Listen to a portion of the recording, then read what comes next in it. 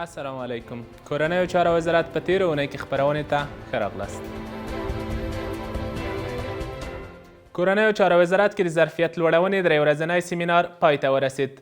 یاد سیمینار چې د کورنۍ چارو وزارت مقام تالار کې د بشري سرچینو ریاست له لوري د ملکي خدمتونو کارکوونکو ته پیل شوی و د فراغت سندونو په ورکړې پای ته ورسید. د یاد سیمینار فراغت مراسمو کې د کورنۍ چارو وزارت مشرتابه او نورو مسؤلینو ګډون کړی و. د مقام دفتر رئیس مولوي زین الله عابر د خدمت لپاره مادي امتیازونو ترڅنګ معنوي ګټه او اجر هم د یادونې وړ وبلل او دغه سیمینارونه یې د ښه خدمت زیر یاد کړل. د پیژنتون رئیس مولوي نجیب الله حکمت ګډونوالو ته هر اړخیزې خبرې وکړې او دغه راز څرګنده کړه چې اداره کې سالموالی هغه وخت رامنځته کیږي چې په اداري اصولو بلدیت موجود وي. همداراز د ادارې سالموالی د ټولنې سالموالی دی. د بشري سرچینو رئیس مولوي محمد اسماعیل حنیف هم د ظرفیت لوړونې دغه سیمینارونه مهم وبلل او په پوره اخلاص د خدمت توصیه یې وکړه. د کورنیو چارو وزارت پلاوی د اداري مرستیال په مشرۍ د استاد سید نورالله عماد جنازه احترام لپاره هوایي میدان ته ورغلی و.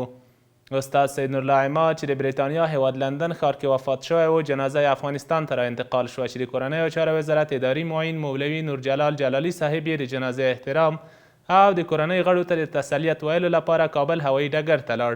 هلته یې له اقاربو سره غمشریکي وکړه. دغه راز ښاغلي مولوي نورجلال جلالي صاحب د ارواښاد عماد له زوی سید یعقوب عماد سره خبرې وکړې او د تسلیت ترڅنګ یې ډاډ ورکړ.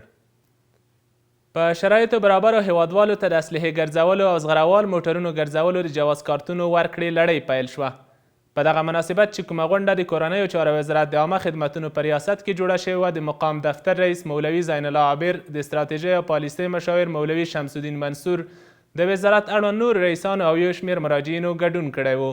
په یاده غونډه کې مولوي زین الله عابر د اسلحو او زرهي وسایطو پر جوړ شوي طرزالعمل خبرې وکړې او دا پروسه یې شفافه وبلله. د غونډې نورو ګډونوالو هم د جواز کارتونو پر ارزښت، مهموالي او د دغه پروسې پر څرنګوالي هر اړخیزې خبرې وکړې.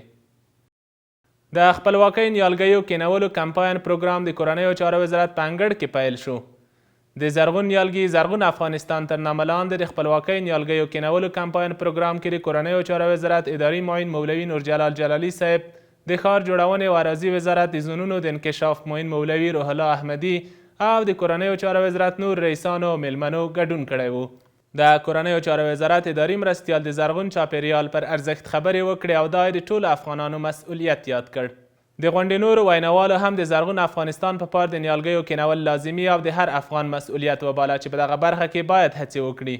د خپلواکۍ نیالګیو کینولو کمپاین د کورنیو چارو وزارت په انګړ کې د څو نیالګیو په کینولو پیل شو. دا و په تېره اونۍ کې مهم خبرونه. تر بیا چې ستاسو خدمت ته حاضرېږو په لوی او بښونکي خدای مو سپارو. الله مو مل شه.